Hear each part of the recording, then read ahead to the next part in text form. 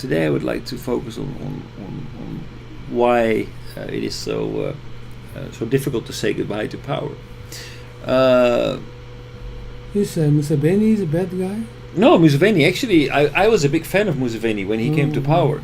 Museveni was the so we had Idi Amin. Who, he was the worst leader. And Museveni, which country is this? Uganda. Oh, Uganda. Right. So we had Amin, who,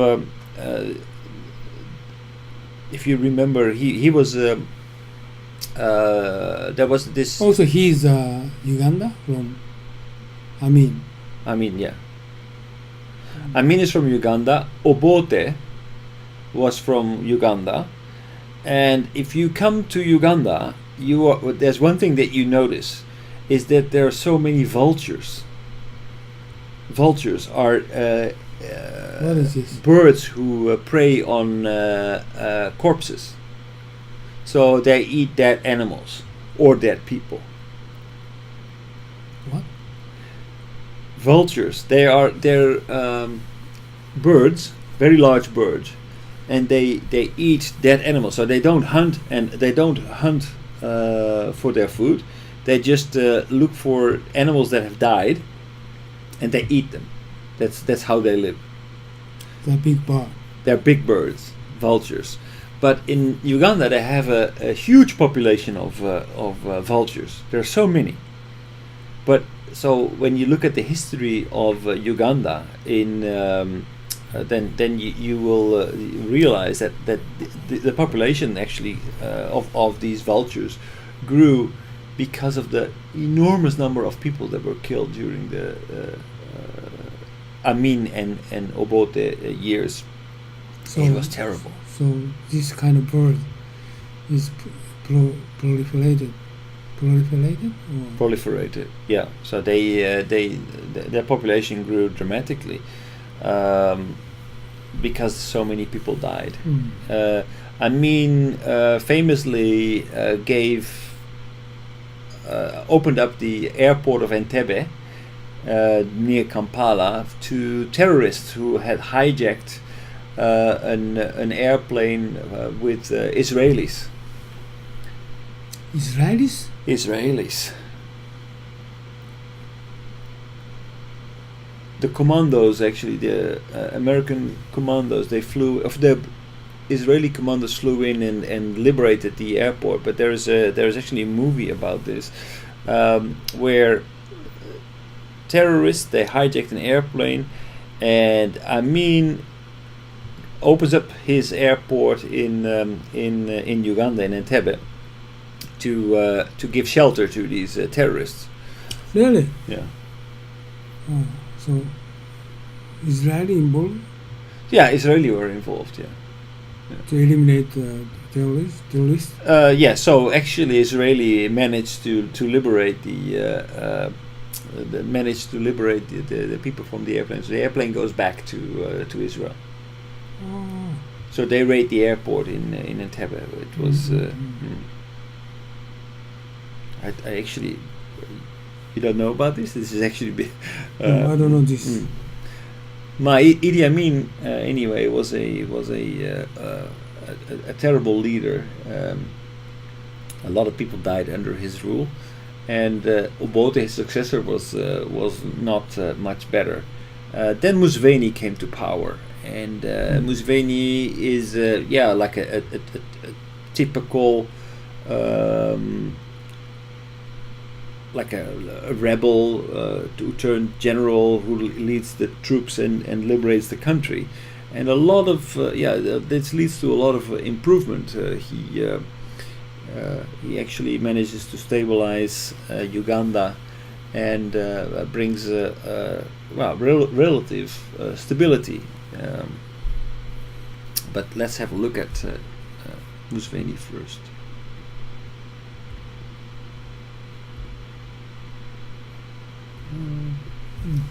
Just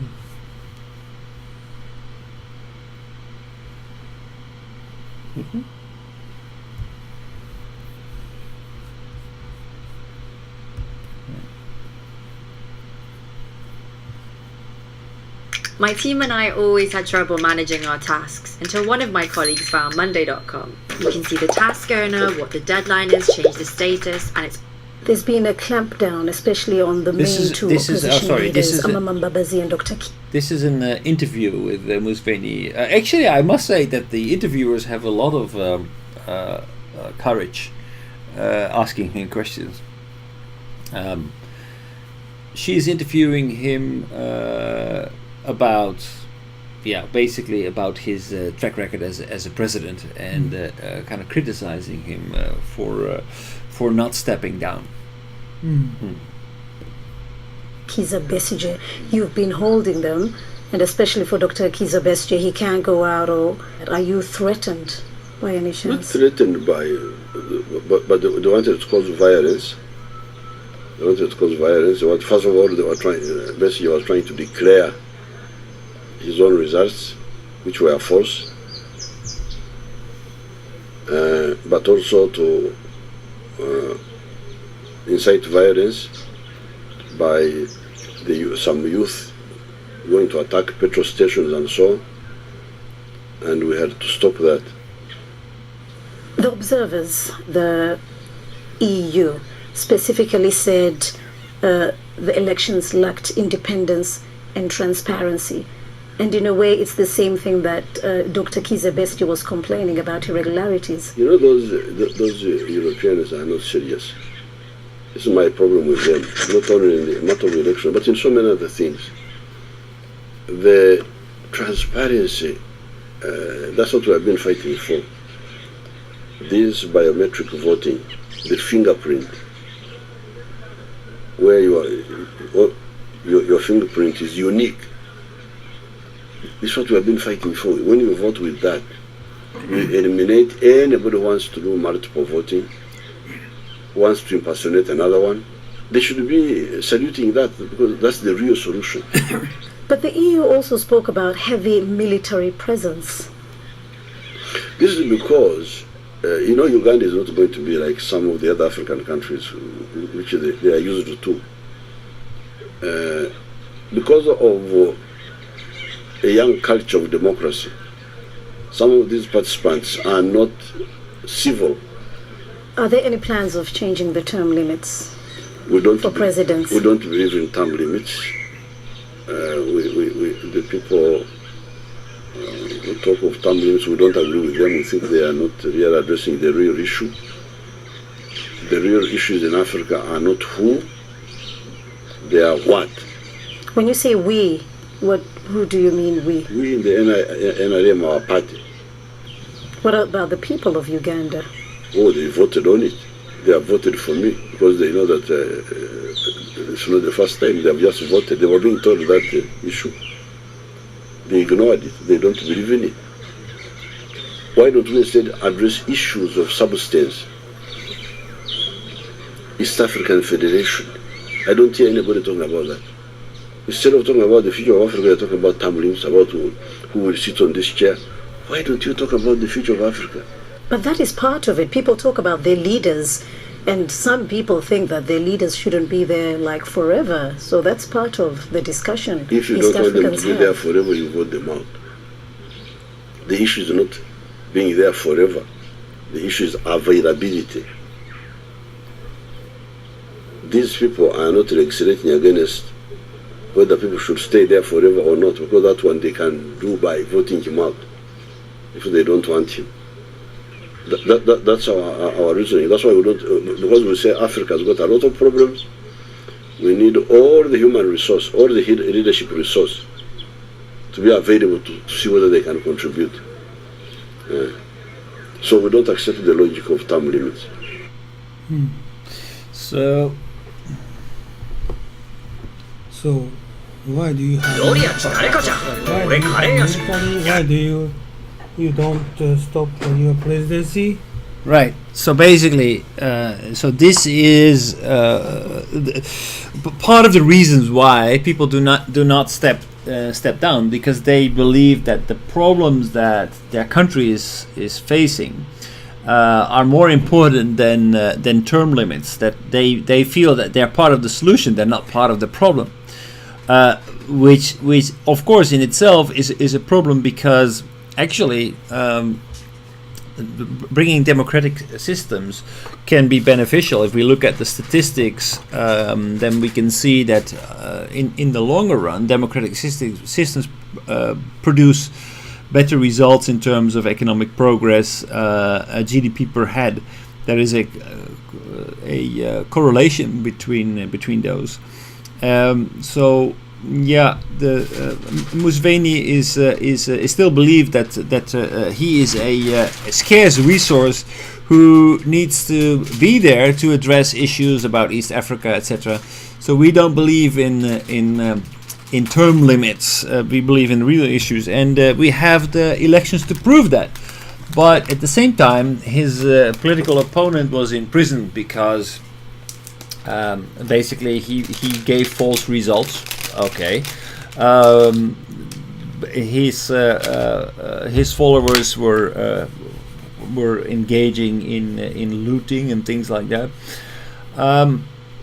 It doesn't sound very convincing anymore after 5 terms.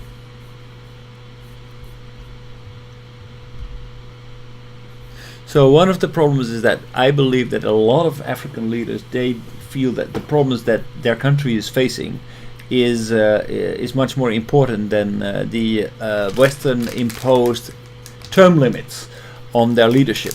Yeah, this is also I have opinion for the term limit. But Museveni said, okay, not term limit. This is availability, he said. Right? Availability? What do you mean availability? His availability means very few candidates to govern his country. That's the reason why he's take his position. But why are there so few candidates to rule the country? The president says that. It's nonsense. It's because he eliminates his opponents. He puts them in jail. Because why he put him in jail? Because he believe he's better than guy. Yeah. No, absolutely. Right? He's maybe he's true. Okay, I don't know. But every president or prime minister believes that way. So always this is try to ask opposition parties, leader, put in jail. Right. So because he's better than him. No, he's better. That's what he believes. Yeah. Every country the same. The president says the same word. I'm better than Right. It's in the best interest of the country that I rule a little bit longer until we some person is true. Until we are some person is true, but I mean, how do you know it if you don't have elections? If very difficult. But who's going to make judgment? I mean, the fact that we have Trump as a leader in the United States would almost be an argument to abolish democracy. But if we would do that, then in the long term, I mean, hopefully people will have the next election to correct their ideas and move into a different direction. It's every African country that the election is rigged. Almost every election is rigged. Yeah. Right. Yeah. That's a problem. Right. Yeah. So there are a lot of even in America rigged. I think actually in Uganda, if I remember Bush correctly, rigged, right? Miami, he rigged. Right. Jeb Bush, ne? Yeah. So I believe that the votes in Uganda were counted in 2.5 hours. Then the election results were announced. So 2.5 hours. Well, I don't believe they have an electronic voting system in Uganda. I don't believe it 1 second. So how are they capable of announcing the winner already in 2.5 hours? Okay, you can say that, but you can say that this is true. Okay, rigging, but how many European people will send people to supervise the election? But they cannot actually. Why not? Because they're going to send 10 people, 20 people, not enough.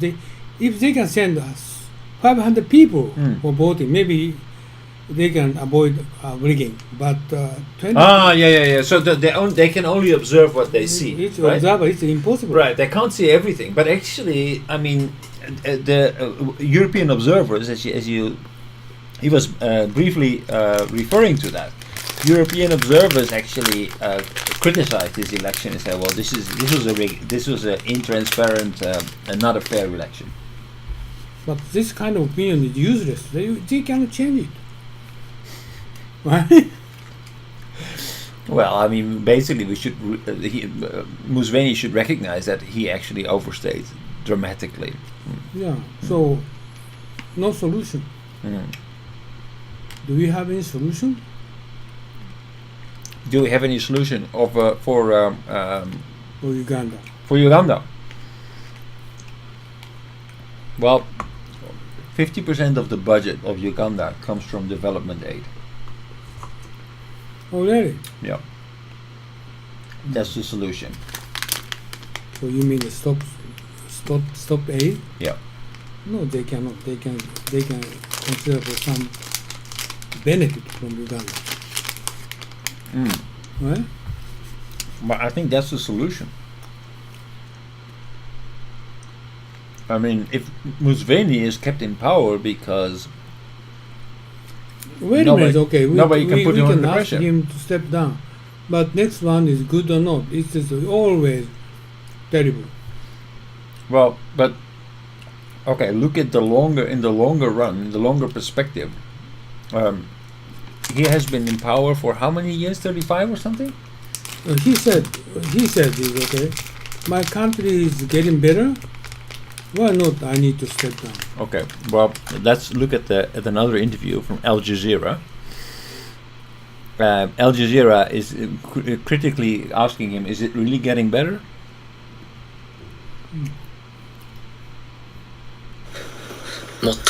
Wait. Always. Ask the question. No, 52 minutes. 52 minutes? Yeah. I'm going to Oh, start. there's a shorter one. Sorry. He's ruled Uganda for No. 31 years. No. With 5 presidential terms in office. No, Yoweri this one Museveni is not surrounded good. by controversies related to freedom of speech, human rights, allegations of nepotism. Let's go back to the presentation. Open a different one. This one? Future of Africa.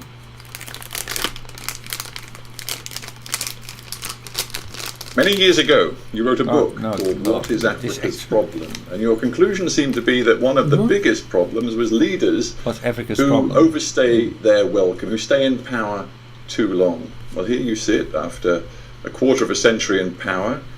Have you forgotten your own words? I've not forgotten my words. What I meant was people stay long in power without being elected. No, elected. And I've been elected. the quarter century you're talking about, I've been in the government, I've been elected all the time. That's true. You have been elected. Some people would dispute whether some of those elections were truly free. But leaving that aside, you, back in 1995, supported a constitution which imposed term limits on the president. And then, years later, you decided you didn't believe in term limits anymore. Why was that? I think term limits is not really the crux of the matter. What is the crux of the matter is the ability of the people to elect or otherwise. I think we are leaving the core issues and going for the peripheral issues, the forms rather than the substance. So We'll get to actually, the substance, but so just one other thought. this is an on- important thing, right? So he comes to power, he supports term limits, he supports free elections, he has all the best things in mind, and then when he's in power, he changes his mind. He said, well, term limits do not really apply because the real issue is whether I'm elected or not. And so if people want to elect me, then they should actually, then I should be able to stay. So somebody who comes in with the best intention changes, and this is happening not only with Museveni, but this happens with so many other leaders.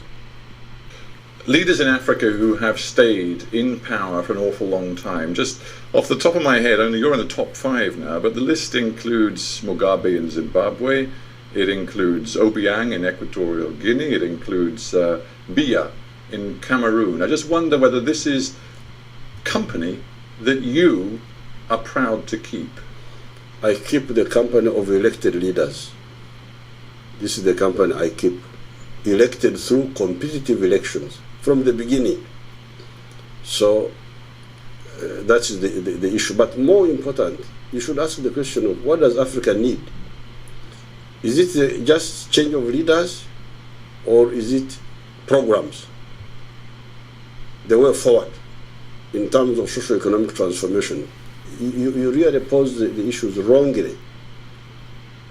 The issue that has crippled Africa has been which way to go, which formula to use. So the problem of Africa is not who. He never talking about ordinary people, voters, but he doesn't believe voters' opinion. He doesn't respect his voters. Of course, No. because ordinary people, they can't make judgment for country direction. Right. Only he can. Right. He is the leader. He Exactly. knows what's best for the people. African president is thinking the same way. Right. And if you're going to the fair vote, and this is going to be Disaster for the country. right leader, no, he don't think so. So, and when people criticize him, he says, "Well, it's easy for you to say with your democracy. I have the solutions, but you don't listen to me. If you don't listen to me, I'm not part of the. We cannot So talk." he said that our country is a democracy, but he never believes democracy. Right? This is very important issues. He believes that people are not equal. So he's a Exactly. unique leader, and he's European people, American people believe democracy is the best. He never thinking. He never says that, but he never believe democracy. He never believe ordinary people. And what are you talking about democracy? We have much bigger issues to solve here. This is a poor country, so we need education, we need healthcare. Exactly. Look at what I did. So I mean, democratic system under Museveni, even though he came to power and made all these promises and thought, okay, no, but the reality is that as time is progressing, he becomes part of the problem. And then we're going to fair election, but never do that. No. Of course, they cannot do a fair election because opposition party will get the position of president. Country will going to get turned out to bad. Right. So he That's what never he feels. discussed his position. Right? That's what he feels. But what?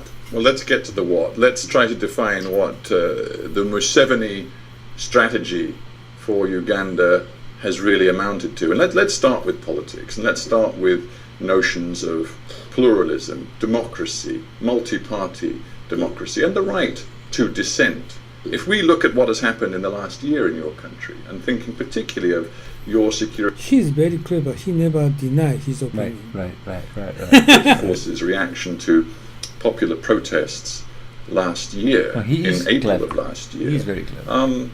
it doesn't look as though you really do like dissent. Not at all. I have no problem with the dissent. And we had no problem with the popular manifestations. The only contention was when you engage in a manifestation or a demonstration, you should respect the right of others. Kampala is still a crowded city. The infrastructure is, the roads are still narrow. Kampala is the capital. Yeah. Our argument with those groups was that if you want to demonstrate, agree with the police where to demonstrate and which routes to follow. That's all. Well, you say that's all, but these walk-to-work protests ended with your security forces killing 9 people, including a child, including 2 people shot in the back, including 2 people shot inside buildings. That doesn't sound like the workings of a real democracy. Those who killed people, like the one who killed a child, he has been arrested and he's being tried. Those are indisciplined people who abuse their authority, and he's facing charges. Those particular people. There could be some accidental deaths which were not easy to pin down. Would you accept that it might be useful, given the very high temperature we see in Ugandan politics today, and we've talked a bit about the violence that's been on the streets, would it be useful, do you think, for you to indicate that you do not intend to run again in 2016? That is for my party to work on, not for television programs. But no, it's also for you to declare what your intentions are. Do you want to run again in 2016? I always work with my party. It is my party which will decide what we should do. Of course, with my input, but I don't come here on television to decide my party programs. My party to take party decisions on hard talk. My party. Well, if you do want to, we'd be delighted to hear them. But if you don't want to, let's move on, because when we decide what to do, I will come back and we look forward to that, Mr. President, and use your services. But So, more seriously, he of course he didn't step down. He's still there, and he ran again, and he won the election, but with around 65-67%. So not 100%. So he's not stupid enough to make the 98% majority vote, but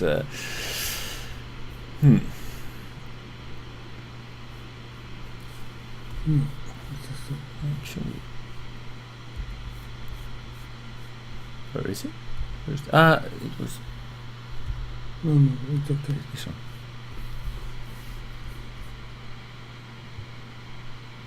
I wonder what happened, because actually there was an interview with Al Jazeera which was really good, but Which one? was it? But it wasn't 55 minutes, I believe. Missed copy? See, maybe I miscopied it. This is just 3 minutes. More African countries hold elections every year. A generous interpretation is that 21 out of 54 African countries could be considered as democracies. A more conservative analysis considers only 9 African countries to be either full or flawed democracies, hosting around 12% of the continent's population.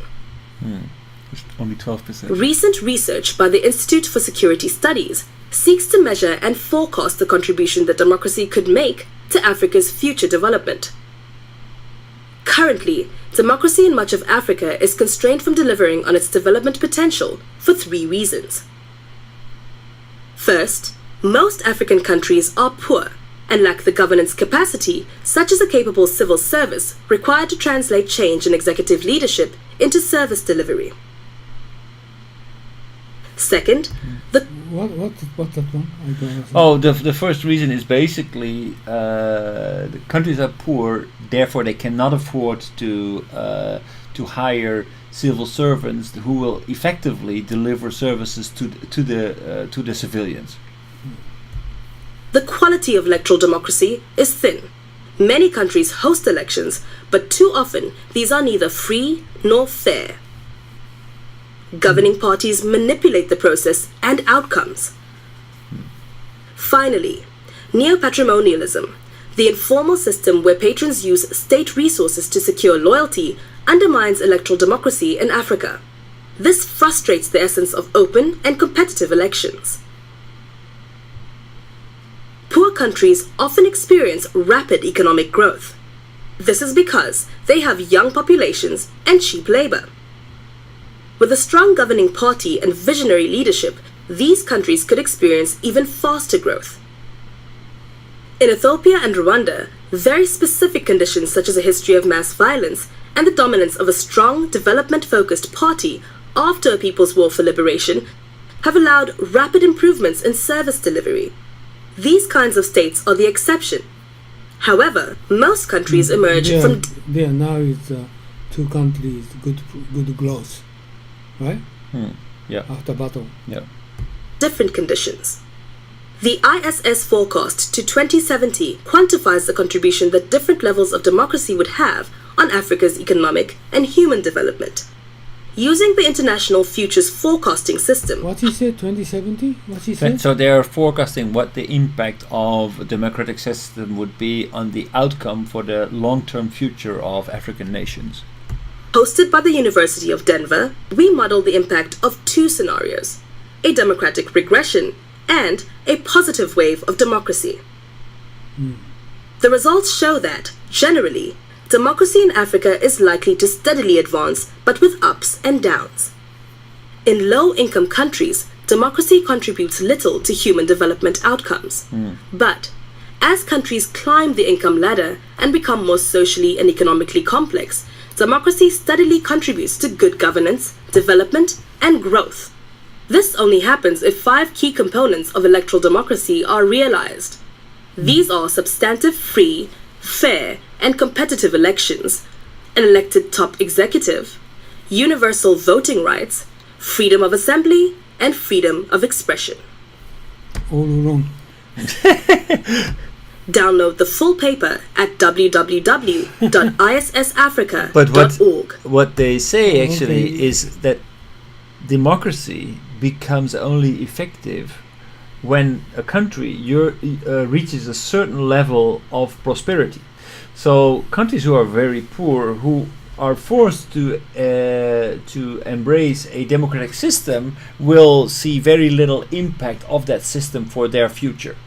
Democracy does not bring them a lot of expected growth, but once a country reaches a certain wealth level, then democratic systems will start to reap benefits. African people, they do not have experienced democracy before. So they do not know democracy like the Middle East. So even if they're going to GDP per person increase to 6,000, 10,000, but they cannot switch into the. But okay, so democracy how do like, we? Middle East. But how do we, for example, project that on South Africa? South Africa is not doing bad in terms of democracy.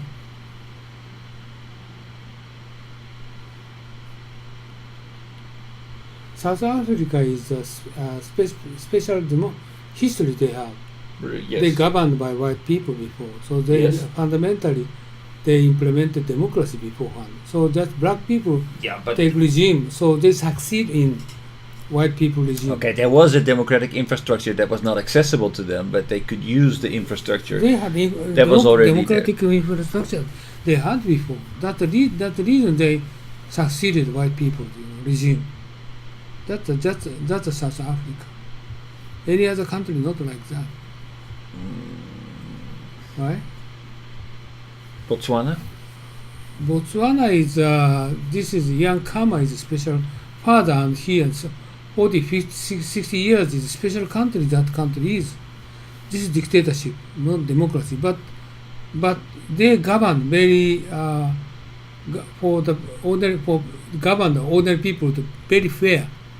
Okay, there is no corruption. So that country is stable instead of democracy. How about Namibia? I don't know Namibia. Namibia also a relatively democratic country, which is developing rather rapidly. I don't know Namibia. So I think that it is too easy to say that it doesn't work. It can work. No, I don't think so. Democracy doesn't work in Africa.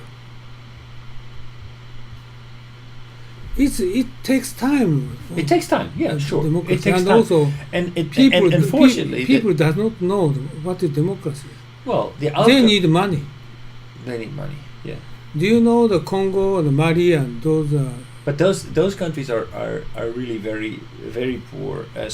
And that's what the study recognizes, that actually, if the countries are below a certain level of income, then forcing them to implement. You should come more close. Just disappeared always. Forcing them to implement a democratic system will not contribute and maybe even make things worse. Another element of democracy is that you cannot always forecast what the outcome will be, because the leader is elected. So that means that the outcome could get worse. But that is a short-term element. The long-term always I'm a little bit strange feeling for European people, American people, everybody talking about democracy. Democracy. But actually, America democracy and democratic country, I don't think so. America is not a democratic country. No. Well, Only a few rich people. that depends on how skeptical you are. Govern the country. Half of population is less than $25,000 per person. It's, Yeah, but that doesn't mean that. Well, actually, because one thing that the United States actually, you say, okay, it's not a democratic compared with country. 30 years ago, worse and worse. But on the other hand, nobody wants to leave the United States. Everybody wants to be an American, and everybody believes in democracy and the democratic system, even though they are worse off. It's not that they're challenging the values and the system of the United States. They criticize their president, but nobody wants to. Yeah, that's the reason why Trump won. People. Something is falling out here. Oh, What is it? Okay. Suddenly shut down. Right.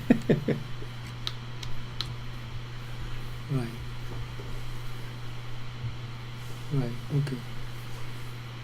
Oh, but anyway.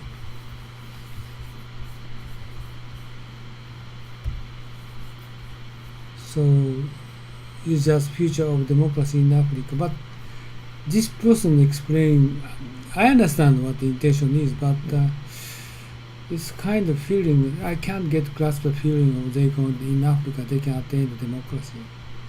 Middle East the same. Maybe 50 years later, maybe some country, maybe some of those are going to get turned into democracy, but their history is a dictatorship, past 100 years. The past 100 years. Before that, no. Actually, it's a decentralized leadership. So basically, it was a tribal society. Yeah, tribal society. Tribal society, a local society with local leadership, and like Afghanistan. Like Afghanistan. Tribal. Yeah.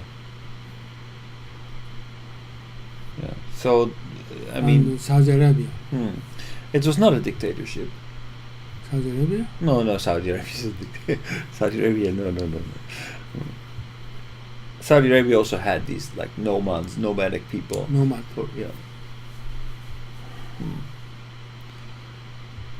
So the interview of Al Jazeera, because I saw it, but 50 minutes is too long, and maybe we shouldn't even start it. The interview with Al Jazeera Museveni is being criticized. Actually. What they're talking about this 50 minute video?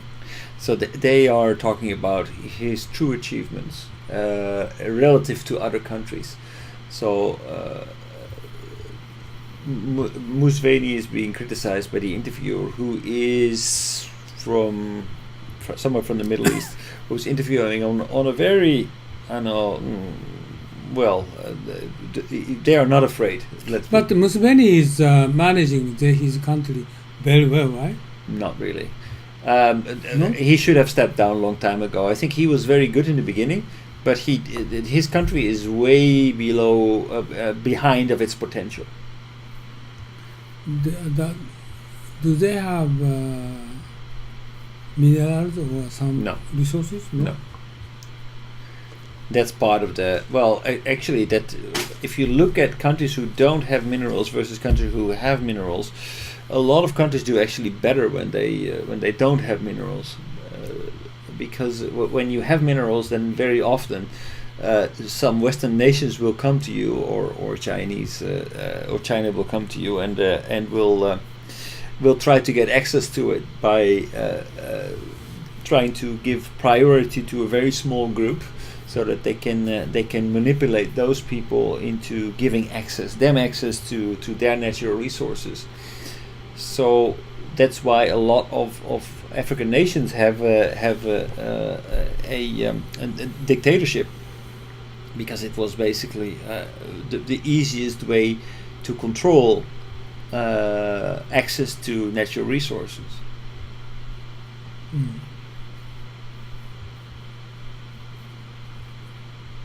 So the interview with Al Jazeera is it gives it is good in the sense that the interviewer did his homework very well. He knows exactly what happened in Uganda. He's asking the right questions about infrastructure, about education, and even though Museveni is boasting that he has increased the country a lot and has helped the country develop, which is true. The country has developed, but it came from virtually nowhere, and it doesn't really measure the country's potential. So it's measured against where it came from, not measured against the country's potential. And the interviewer is actually asking, making the parallels. Okay, but you say that it has developed a lot, but if we look at how other countries developed, do you still think it's so good?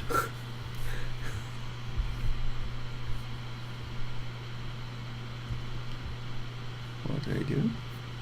I'm showing Uganda.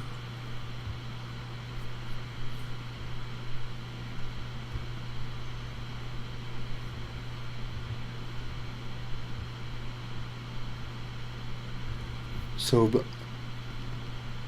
good. And is that a PowerPoint?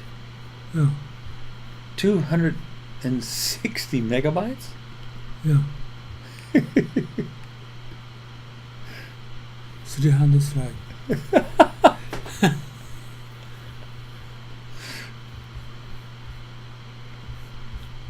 Just about Uganda? No, all Africa. Wow. And how going to looking for what here? No. You can just do the search function over there. Uganda? Yeah. Huh? Uganda? Uganda, yes. No, not Uganda. Uganda. Uganda? Oh, okay.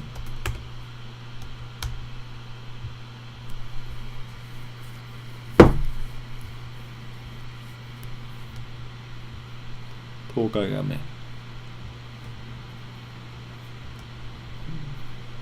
Uganda.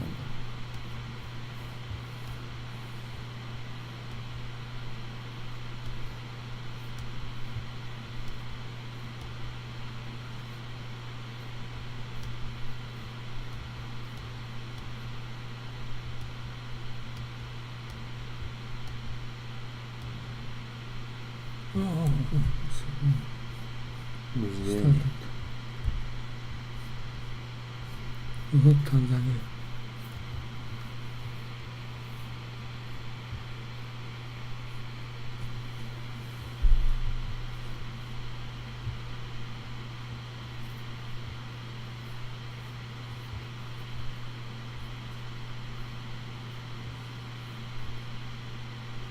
Not bad.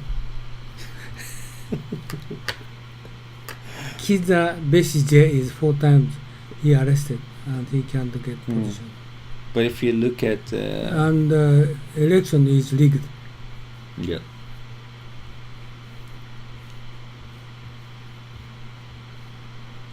Ah, here. This one? Yeah. You wanted to show? Yeah. Oh, this is family is got higher position. Mm.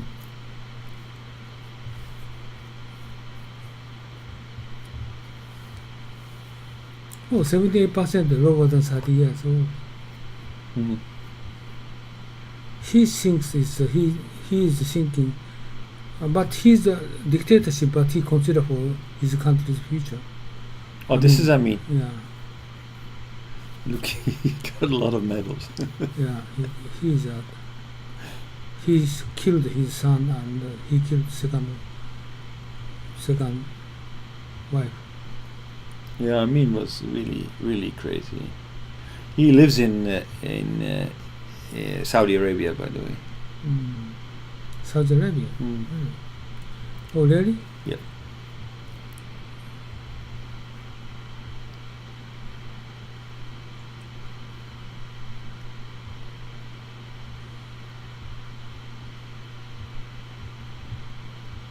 Okay, this is Uganda. I just read it. He's not so bad.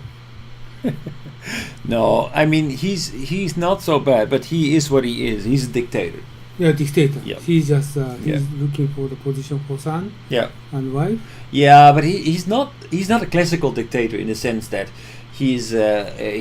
people are still okay to express their opinion against the president, and as you rightfully mentioned, he's smart. He doesn't immediately go against people, so he's not so much worried about freedom of press and things like that.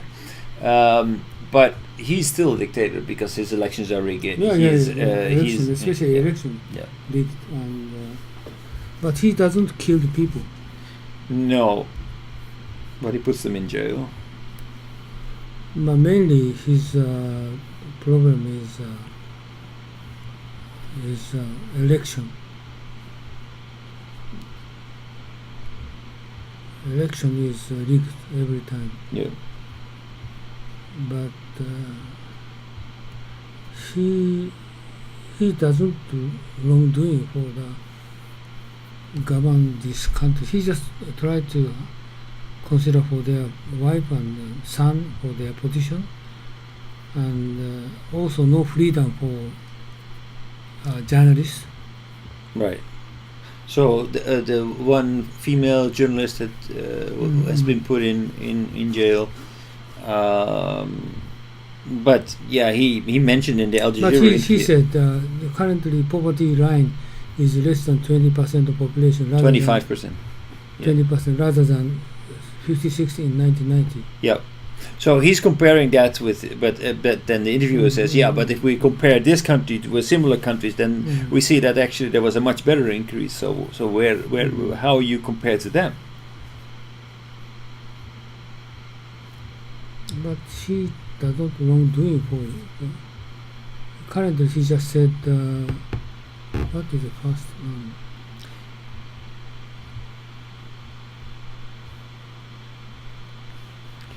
I think basically what we need to look at here is that, okay, I don't think that he's really out there to screw Uganda over. I think he really believes that he has the best interest with the country in mind and that the problems are bigger. And he also believes... This one you want to show it? Yeah. But it's okay. Why don't show I have it? the link. Why don't show it? Because this is, I just read it. But actually it's too long. It's 50 minutes. So I would prefer to show another 50 video. minutes? 15 minutes. I just summarized 50. it. Okay. It's he doesn't wrongdoing here. This video shows he's doing well. No. No. No.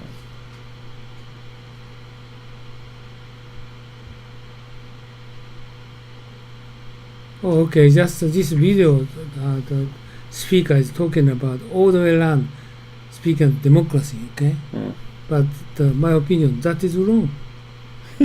Why he's doing a long years as president? They never talking about in detail about what he have done before. But just criticize he is not democracy. But it is wrong. I said. Okay. Well, I think that basically what he should have done was raise the country to become more democratic, as he promised. This one, right? No. Yeah. So the point is that he came to power promising more democratic You system. can see this video. This is interesting. But that means we cannot see the other one, though.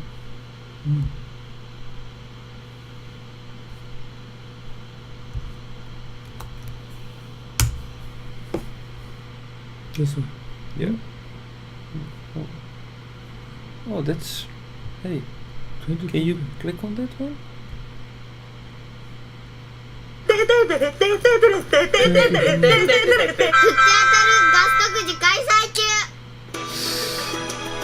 Clinging to power after 30 years as leader. Yeah. A veteran president eyes another term in office Did you see as this? Uganda goes to one the polls. second. But I what know would when I see the another interviewer. Huh?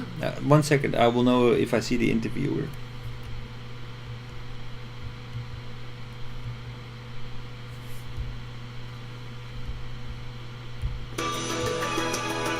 clinging to power after 30 years as leader.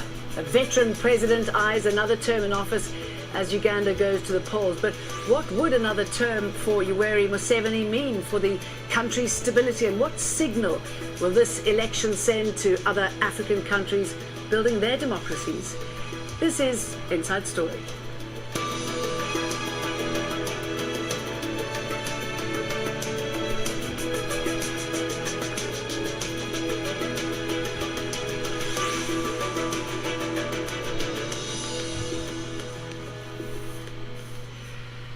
Hello again, welcome to the programme. I'm Jane Dutton. It is a narrative often repeated by leaders many feel have outstayed their welcome. Stick with me if you want continued peace and stability. That sentiment has helped keep Ugandan President Yoweri Museveni in power for the past 30 years, even after the country moved towards multi-party democracy 10 years ago. On Thursday, Ugandans will vote for a new president in what many say will be the closest run election in years. Most predict Museveni will win again, but young Ugandans make up a massive 75% of the population, and many of them are unhappy, struggling to overcome one of Africa's highest unemployment rates. And that discontent could deprive the president of a majority and force him into his first ever runoff. Before we bring in our guests, Al Jazeera's Malcolm Webb sets up what's at stake from Kampala. Ugandans are heading to the polls to elect members of parliament, councillors and their president. Incumbent Yoweri Museveni's been in power for 30 years and he's seeking another 5-year term. Him and his supporters say he's brought peace, stability and steady development. Opposition say his government's corrupt and he's clinging on to power. The main opposition leader, Kizza Besigye's run against him 3 times before and lost each time in elections that he says were rigged. He says there's more rigging planned this time. The Electoral Commission denies it, but he says this time he can do it. His rallies have certainly drawn large crowds, especially here in the capital Kampala. But 85% of Ugandans live in rural areas, so that's where most of the votes will be coming from. And in the villages, patronage is a crucial part of Ugandan politics. Many people say that all parties give out money and handouts, but the ruling party's campaign budget is vastly greater than the other parties. They say that's from private donations, opposition say it's misdirected public funds. And the other key presidential candidate that Ugandans will be watching is Amama Mbabazi, a long-time Museveni loyalist and former Prime Minister who recently defected. This is another one. Opinion polls put him in 3rd place, Besigye 2nd and Museveni 1st, although opposition say the opinion polls aren't credible or accurate. So Ugandans are waiting to find out who will be declared the winner and if the main parties will accept the result, and if not, if that will turn into unrest. Malcolm Webb, Inside Story, Kampala, Uganda.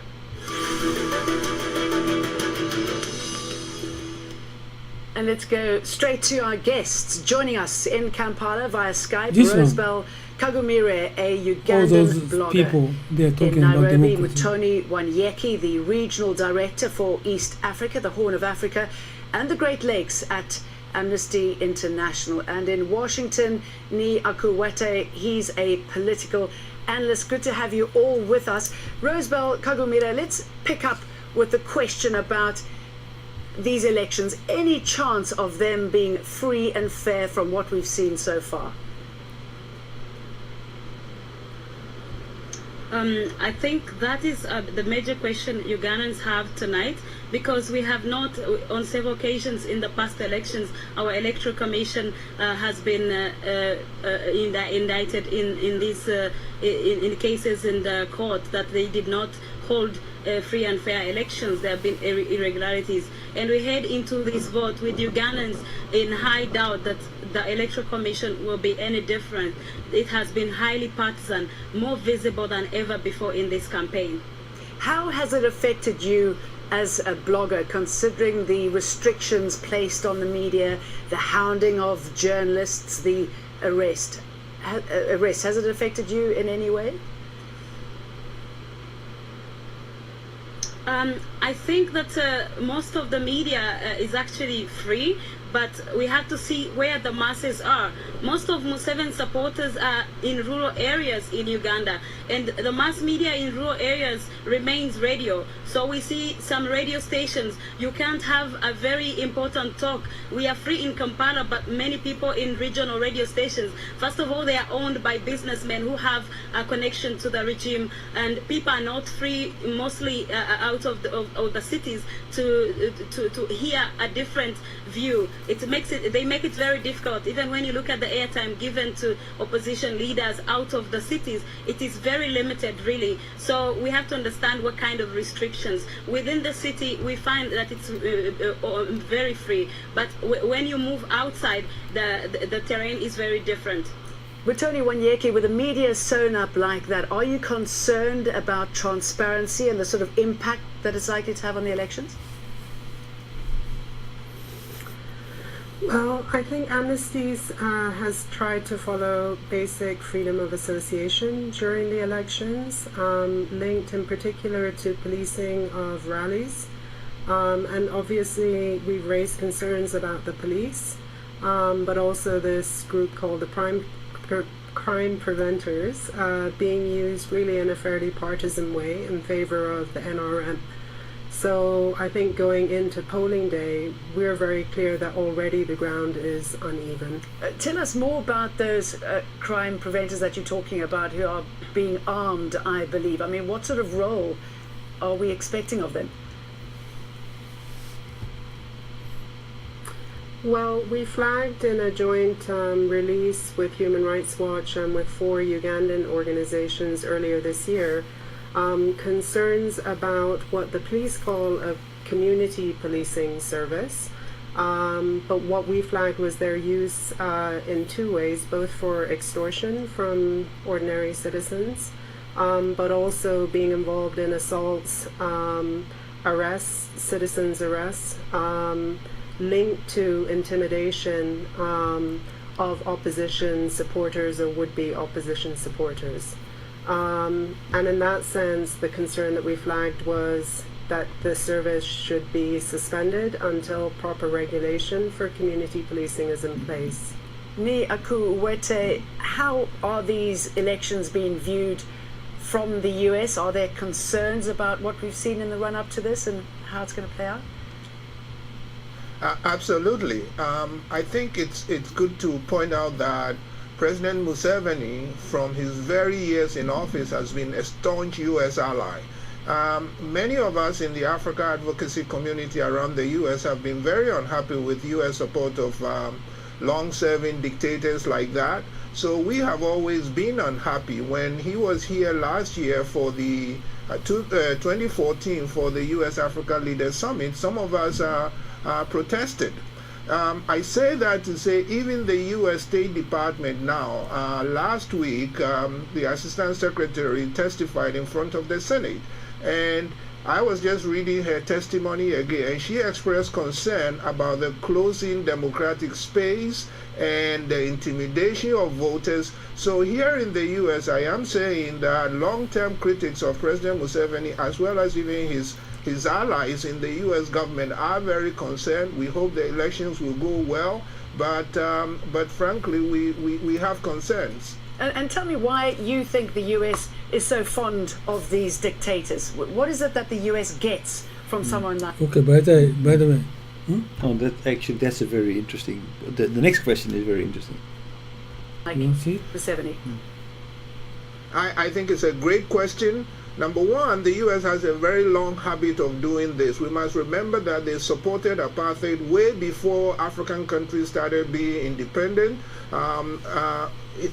Hissène Habré is being tried in Dakar. He was put in power by the Ronald Reagan administration. So the U.S. has a long habit. What do they get out of it?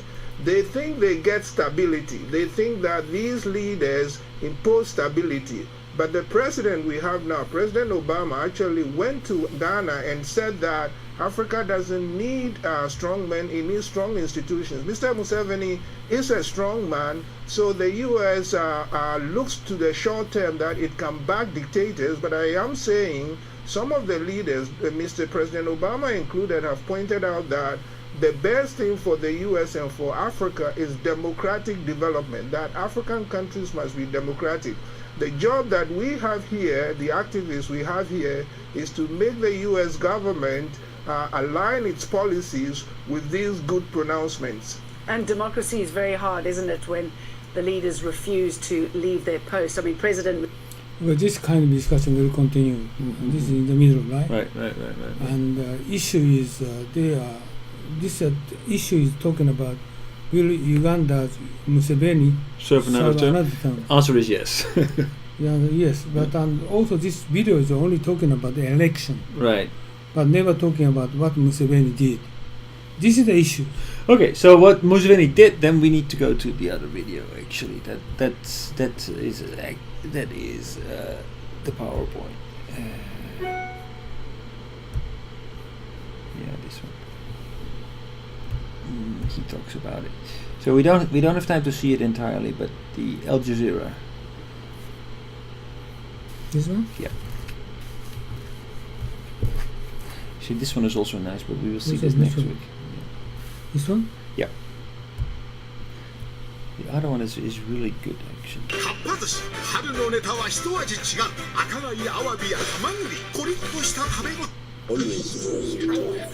Ask the question.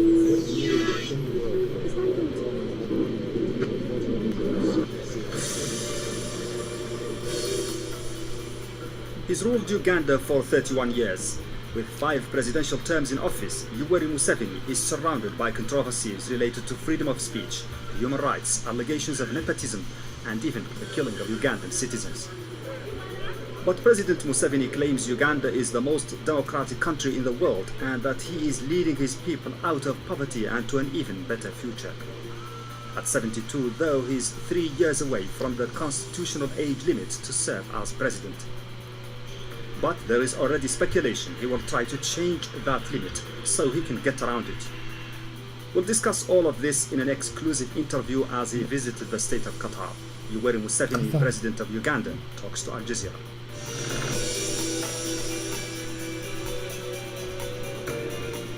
President Yoweri Kaguta Museveni, welcome to this show and thank you for talking to Al Jazeera. Thank you. You're visiting this side of the Middle East. The Arab side hasn't been a pattern in your foreign policy. What does it mean now? No, actually we, right from the anti-colonial struggle, we were working with the Arabs. Sorry, this first part. So the point here is that Al Jazeera is here making a point out of the fact that he has been he's been accused of taking a pro-Israel stance. So he initially declared that he was talking about? Yeah. Go ahead. Yeah. So actually, that's maybe we can skip forward a little bit. This one, right? Actually, this video, right? This one, right? Yeah. Talk to all. Yeah. I think that's it. Yeah. You can talk something. I just show this one. What do you want to say? Actually, so that's the initial part, but that's a very small part. The real thing is that this interviewer goes into quite depth about the achievements of Museveni against compared to other African states, not compared where he came from, but compared to other African states. And he said, well, basically your achievements are not so great if we compare it with other nations in Africa. So this video is talking about no speak freedom. Yeah. And also the cronyism. No, about no human right. Yeah, about actually civilian killing. Civil killing, exactly. And Museveni said, my country is more democratic country than the rest of the world. Yeah. But not capitalism yet. Yeah. And he just emphasized on education. He said.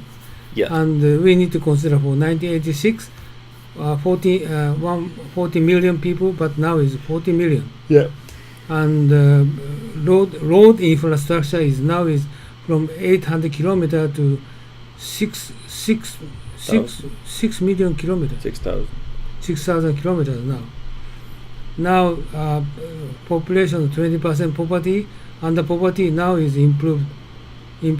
Poverty is 20% instead of 24%. 56%. He said. The sort of things he's talking about. Yep. Right?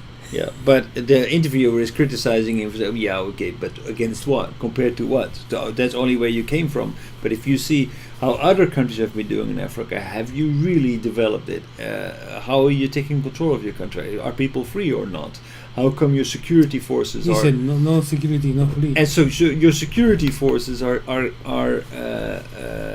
clamping down on people, and actually prior to this interview, some general had actually killed a number of people. He said, well, that was illegal and this and that, but he said he actually promoted 100 people killed by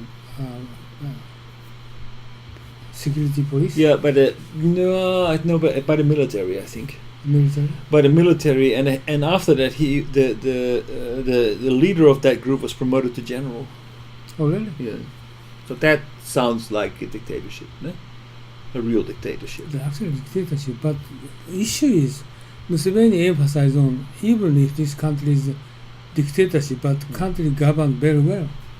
So that's what the interviewer is questioning. He says, okay, country measured against what?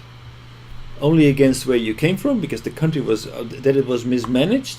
We can all agree upon. I mean, Idi Amin, Obote, they didn't manage the country. They just basically they ruled as a dictator only for themselves. Okay, so maybe you didn't do that, but have you really been so successful? Is the fact that you cannot step down actually doesn't that show, if you feel that you cannot leave, doesn't that show that actually you have not been such a good leader? Because a good leader would have guided his country so that they could become more independent. So did you really raise this country to become independent? If you didn't, are you really such a good leader? So he's seriously questioning whether Museveni is such a good leader. And Museveni is clever, tactical, but I think the question is very valid. If you cannot step down after four terms, if you need another term to bring this country further, are you really such a good leader? He said, "Of course, yes." Right? Yeah. It's very difficult. Look at the numbers, and when it really becomes critical, he says, "What do you know? Qatar has oil, but we have bigger problems. So you should look at the real issue. The real issue is not my state of limitations. The real issue is I don't know, the East Africa League or whatever." This case is very similar to Trump. Trump is pick up his family, he gave them positions, but why he's supported? Because his message is how to revive middle-income people, class people, right? Trump, right? Yeah, Trump. Yeah. Museveni is the same. His message is how to get people more, better life, and how to better infrastructure.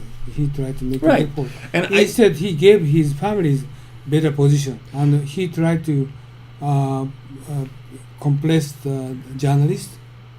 Well, suppress. So, but in his defense, I don't think that Museveni is a very corrupt politician who is just doing it in order to for him to become personally super wealthy.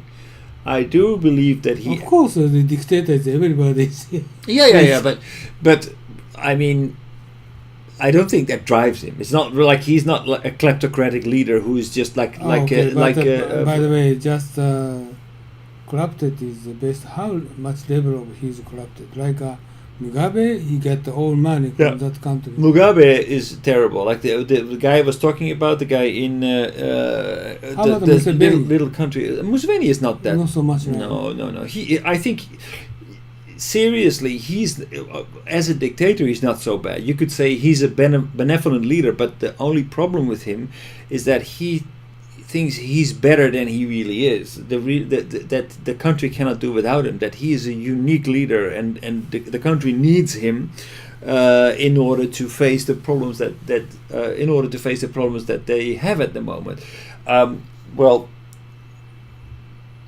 What the interviewer in this interview is trying to do is trying to give him a mirror, like, are you really the person that your country needs?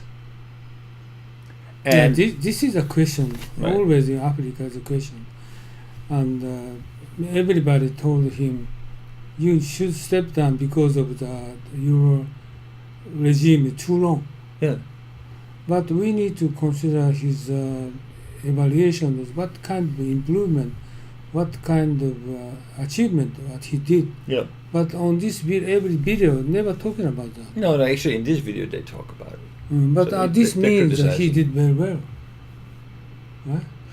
Well, he did very well compared. Okay, so if you look at the numbers, like, okay, so from 20% to 50%, but how is it compared to other countries? So you can say, yeah, of course they made progress. I mean, like I said, he's not just there for himself. He has the best interest of the country in mind, I believe. But his successes are not as impressive as he thinks they are. It's very difficult for kind of judgment going to make, right? It depends on what you compare it with. My issue is, okay, fair election is very skeptical for those countries. Well, I don't know how they're going to judge him, okay, and who is better president. But very difficult to make judgment. But it's also very difficult to make fair elections. Like what they said in the video before, that what we need is the freedom of press, we need freedom of assembly. So the freedom of assembly, freedom of assembly. That's basically what this was about. So he says, well, the opposition party needs to obey the rules. So what they do, they basically disallow this opposition party to meet in places where people can easily come to. So you can say, okay, you can meet somewhere outside of Kampala where nobody can go. That opposition party can follow that rule from the ruling party, but that means that basically they will never win because nobody will come to these meetings. So they go against it, and then guess what happens? They get arrested and put in jail because they are not following the law. Yes. Yeah, of course. But who creates the law? So it's not fair. African election is not fair. So every country. Okay, and then what happens then is that you can say, right, so it's not fair, but anyway, he brings rather good results. Well, he brings rather good results, and there is a certain level of freedom of press, but who is the judge of that? Only he is the judge of that. Exactly, who is the judgment? It's very difficult. But he is the judge, right? So as long as he decides that he is needed by the country, he will stay there, and he can manipulate. He has many instruments to stay in power. Always, I'm talking about what's wrong. For example, Mugabe. Okay, he stepped down. Do you have a minute? Yeah, he stepped down, right? But then Mnangagwa got the president.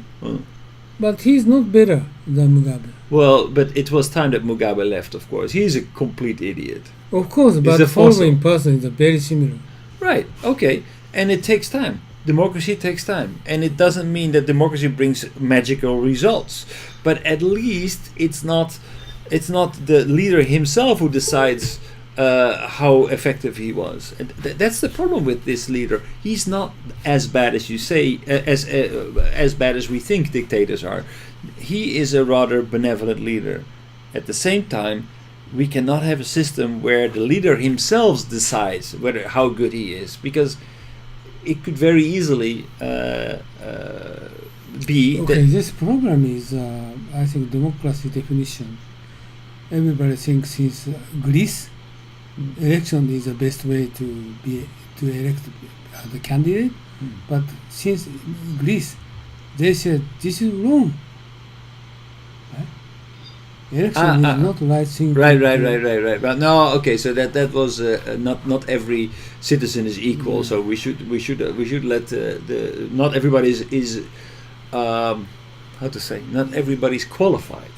Yeah, this always European this supervisory board or people saying fair election, but fair election, okay, just submit the people to who's going to be president. That is not right. So this is how do you think about that? Okay, maybe if you're going to fair election, Museveni will not win, but is this a good thing to do? This is my question. Well, I think it is very likely that if his successor is not better than Museveni, then the problem with that is that actually he did not raise his country as he should have. I understand the current government is not the best solution. Maybe second, third best, but if a new elected person is the best solution, is very skeptical. Well, I think the basic principle here is not whether the next leader will be better. The basic principle is that we need to be in a system where not the ruler himself decides whether he's good or not. It should be somebody else than himself who decides whether he's good enough. And if we want to we want to give that choice not to just 3, 4, 5 people. We want to give that choice. Just you consider for the Japanese municipality, Tokyo municipality election. Okay, beautiful girl, right? Beautiful boy going to be elected, right? It's terrible. Yeah, but whatever say, it doesn't matter. But like Japan is politics is so democracy stable. No problem. Yeah. But this country is if you're going to pick wrong person, it's turn out to be terrible. But you just only consider for the past 10 years, 20 years, statistics so far so good. So must be careful. We're going to consider for who's going to be elected. This is Museveni saying. And opposition parties, candidate is good. Okay, who's going to evaluate? He's good. But you would say like, okay, the elections and democracy doesn't lead to terrible results in the Netherlands, in Germany. And sometimes we get leaders that are terrible. This is you can see the African statistics, right? Advanced countries you can get the right direction to people to choose. Like most developed countries, no problem at all. But so kind of not developed countries, but very risky. When are we going to implement it? How long are we going to wait? How long are we going to? By the way, those kind of Uganda is poor people. We just submit the who's going to be elected. The people, ordinary people, is very risky. They are very poor. They don't know. They're not educated. Well, okay, we just only pick up the university graduate people who would vote. Maybe more, But that's the point, Uno-san. So he's not very well educated. How come they're not very well educated? Because this is the issue for African people. Those people are many people. They are not going to school. Many people cannot read characters, right? They're not educated. How are they going to evaluate the government what they did? This is my concern. So, but my concern is that actually there is a leader who through his interests with businessmen controls the media in the countryside. Exactly. So we need to consider. This is a point. Okay. We need to consider for what is democracy. So just only election for this old video talking about, and rigging is bad. Okay, I understand rigging bad, but. How is going to evaluate the candidate? Who should going to be elected? It's very difficult to judge. All right, so that's what I'm worried about.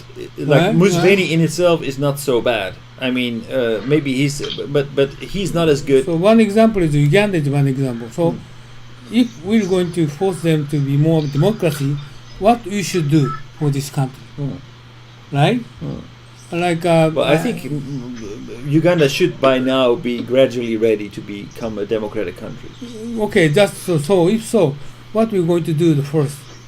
Okay, we just only submit to ask the ordinary people to make vote without any rigging.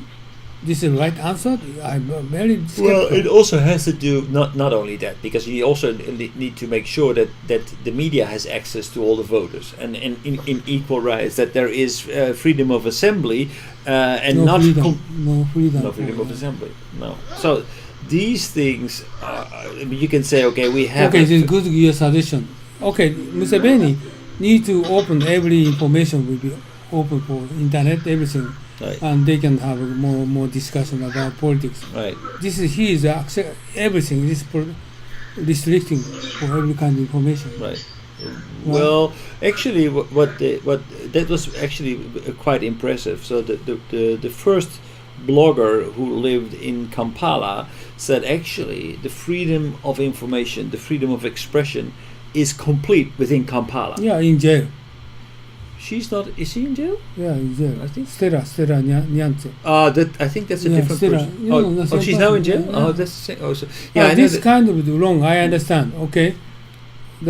So instead of supervised election, sending 120 to 200 people to Europe, but instead they force them to more freedom of kind of Next week, I want to show another video. That's a election observer who went to observe the elections. Okay. Go somewhere down. That's my PowerPoint. Yeah. Okay, I understand. No, That's a video from the Netherlands, but it's in English. Or Netherlands or Belgium? I think Netherlands. Okay. Yeah, Netherlands. Yeah.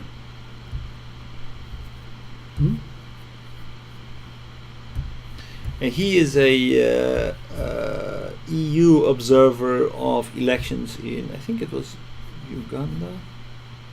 No, Congo. Congo? Yeah. So Western democracy in Africa. That's that video I would like to start with next okay. Yeah. So today we're going to conclude this one. And if you're going to talking about next week is Uganda, no Congo. No, next week is basically just about democracy in Africa, to at least this point. If you're going to talking about specific country, I have a big PowerPoint. Okay. No, actually, I have your book in MS Word. What? You sent me your book about democracy in Africa in Microsoft Word. This one? Yeah. So not the PowerPoint, but I think this book. This book? Oh, you have one? Yeah, I have it. But 3 books? Yeah, I have one. One is enough for now. Africa 3 books. This is Idi Amin, by the way, actually, if you really want to understand... I summarized 300 video. 300 presentation material. I've never presented yet. If we get to Uganda, actually, if we compare Museveni with Amin and Obote, then he's 100 times better. So if that is your point of reference, definitely. Oh, Amin is terrible. But actually, if you have time, there is a movie or a documentary about the.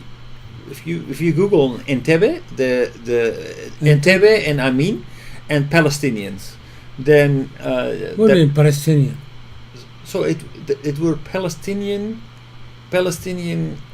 hijackers who hijacked an El Al flight and diverted it to Entebbe airport in Uganda. Oh, really? Yeah.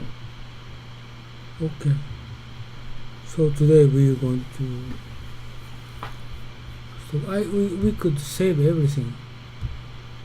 Very lucky today. So, but this one always does deliver, no? Yeah, almost crashed, but fortunately I got it. Usually I just overwritten. Morning session to overwritten to the afternoon, so And you didn't change the name. So today is just fortunately I could save